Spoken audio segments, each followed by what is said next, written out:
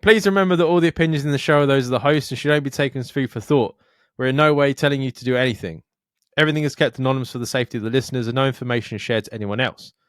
If you are easily offended by people's opinions or views, then thank you for making it this far, but this is not the podcast for you. So see you later.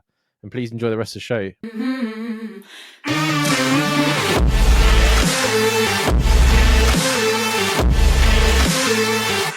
So this is from a listener that we talk to frequently. And he says to Jamie, hope you're doing better. Just catching up on Friday's episode. Currently feeling like a live wire myself. How do you and Dan limit your rage? That's a good fucking question. Yeah, I mean, I could have quite happily, like this whole week, just fucking been stabbing left, right, and centre. Oh, mate, like limiting rage is probably one of my problems. Like, I've got a lot of issues as regards to like anxiety and stuff like that that is going well untreated. Yeah. But rage is one of my worst ones, especially when I'm going through situations like I did at the beginning of January, where I'd gone like cold turkey off like fizzy drinks and bad food and stuff like that. The rage in me is like simmering at the top all the time, and I'm always ready to blow. For me, the only way I handle things is just by internalizing, and it doesn't. That's not the way to handle things. That is definitely not the way to handle things, because you end up doing what I did this week and screaming at a 75-year-old woman for overtaking you on a roundabout because you're having a coffee fit in a car. Mate, my road rage is fucking terrible. Yeah. Jim that comes on the podcast, he had a lot of anger issues. Mm. And he said to me, he was like, oh, you know, you got to count to 10 or whatever. And that doesn't really work for someone with ADHD because I always get to 5, forget what number I'm at, and have to start again, which makes me more angry than I was before. Yeah. Well, I'm you just start angry at thinking about myself other then. things while you're counting. Yeah. And then you got to try and get back to the numbers again. I've never once made it to 10. Not once. I personally, Jim always laughed at me, but I got the Steam Deck and stuff like that.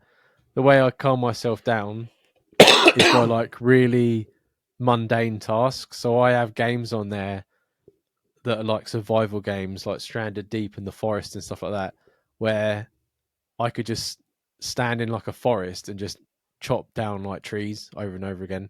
Yeah. And I just my brain just switches off. I'm just cutting down trees. There was a game, Satisfactory, where you got to like set up conveyor belts and like make sure stuff goes into machines and stuff like that. That to me, like I work like 10 hours in a factory and then I'll come home and sit on a computer and play Satisfactory for another fucking 3 hours. It needs to take the piss out of me. But as the only like doing a mundane task switches my brain off from everything else. I'm just focused on that one task, and that's what once I've come back to reality, I'm all right. Yeah. Yeah, I mean, it's hard to switch Yeah. your brain off, man.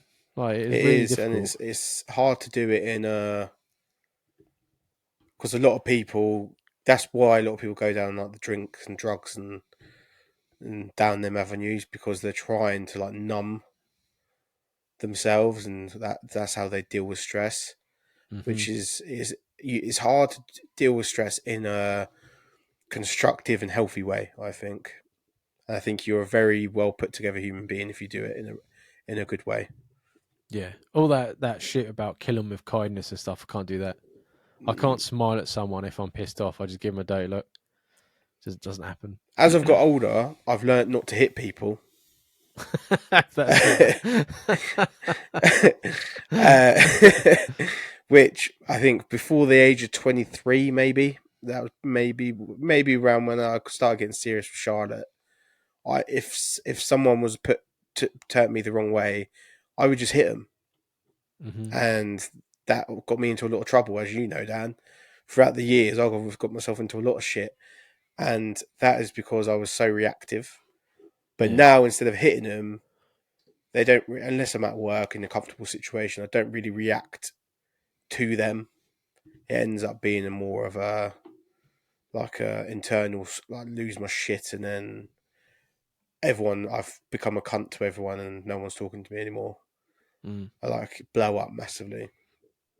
I think the person that gets a lot of my, if I'm having a bad time, and the person that can push my buttons and send me over the edge, and gets a lot of the anger from me, would probably be my brother.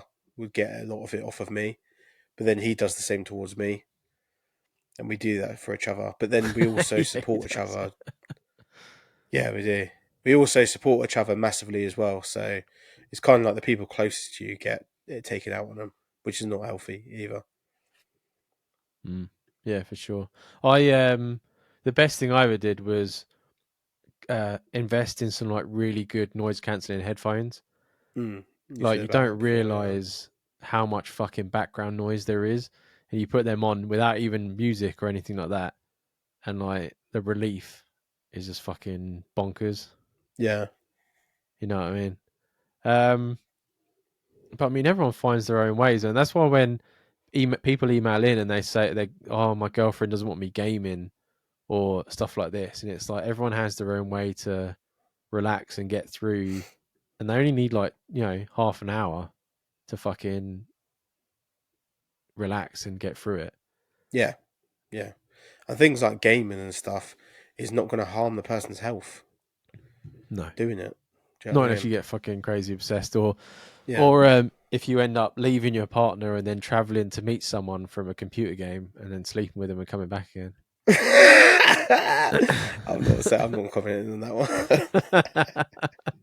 Because that would just make you a cunt, wouldn't it, Jamie? Yeah, that would make you a cunt. That would make you a cunt.